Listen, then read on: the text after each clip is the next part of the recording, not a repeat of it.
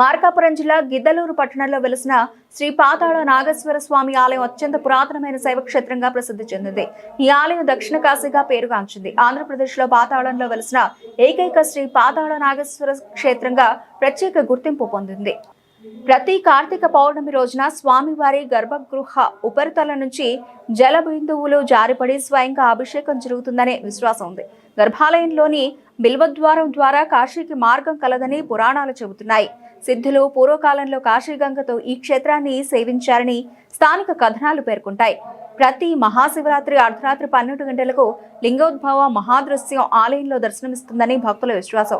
ఈ అద్భుత దృశ్యాన్ని చూసేందుకు ఇతర జిల్లాల నుంచి భక్తులు పెద్ద సంఖ్యలో తరలివస్తారు. సుమారు 1150 సంవత్సరాలకు పైబడిన చరిత్ర కలిగిన ఈ దేవాలయం శిల్పకళా సంపదతో కళకళలాడుతోంది. అమ్మవారి ప్రాకార మండపం నేటికి చెక్కుచెదరని రీతిలో నిలిచి ఉంది. పార్వతీ అమ్మవారి విగ్రహం ఆలయ పడమర వైపున సగిలేరు ప్రవాహ నది సమీపంలో దర్శనమిస్తుంది. గిద్దలూరు పట్టణంలోని ఆలయాల్లో గాలిగోపురం కలిగిన ఏకైక దేవాలయంగా ఈ క్షేత్రం ప్రత్యేకతను సంతరించుకుంది.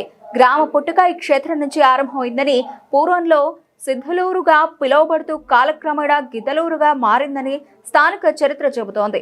ఈ దేవాలయాన్ని పోతులూరి వీరబ్రహ్మేంద్ర స్వామి సేవించినట్లు పురాణ కథనాలు తెలియజేస్తున్నాయి. మహాశివరాత్రి బ్రహ్మోత్సవాల సందర్భంగా భక్తులు స్వామివారిని దర్శించి మొక్కులు చెల్లించుకుంటారు. దక్షిణ కాశీగా ప్రసిద్ధి చెందిన ఈ పుణ్యక్షేత్రం భక్తుల ఆధ్యాత్మిక కేంద్రంగా నిలుస్తోంది.